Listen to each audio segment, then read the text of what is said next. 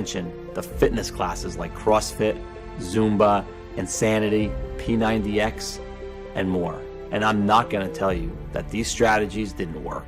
They did work for a while, but like so many people, Grace couldn't stick to any of them. And every time Grace felt upset or bad, she turned to comfort food, and the diet was over.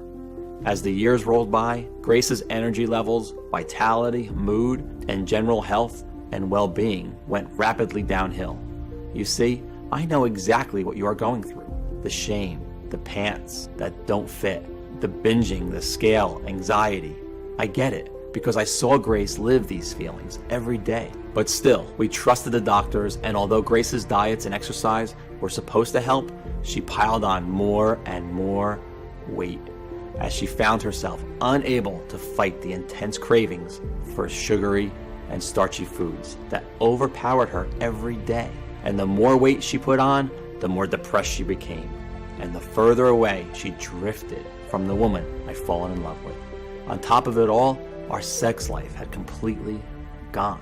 We found ourselves slipping into a long, boring routine of going to work, watching TV, and going to bed while feeling constantly tired, depressed, and unhappy, and dissatisfied. Until one night with Grace asleep upstairs, I found myself browsing Instagram, looking at slim, sexy women in their bikinis on beaches. I felt so guilty, but I couldn't help myself.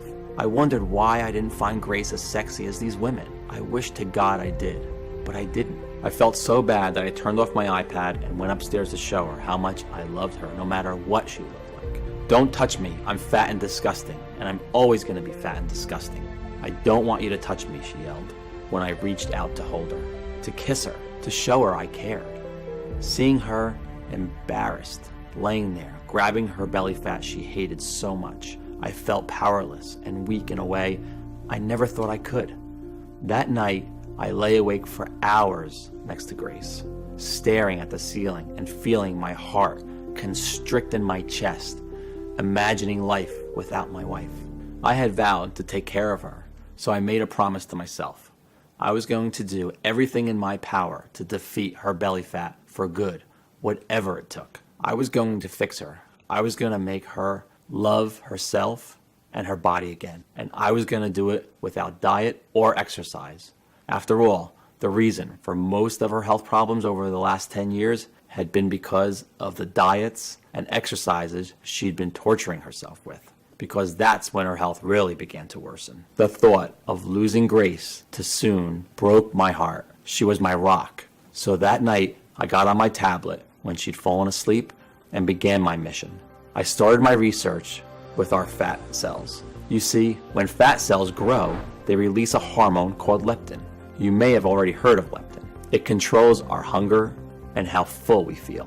When leptin levels are low, we feel hungry and crave calories. When leptin levels are high, we feel full and satisfied. Sounds simple enough, but problems arise when something called leptin resistance happens. Take a look at this image. I'm sure this cycle sounds familiar.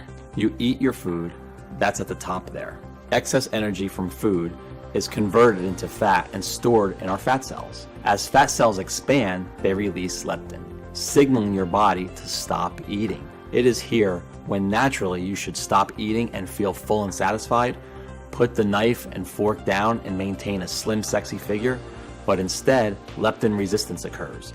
As your body is resisting leptin signals, the brain never gets the message, you're full. Instead, you continue to feel hungrier and hungrier, even though you're eating more and more, until at the end, you've eaten that entire cake. You've wolfed down that whole bag of chips,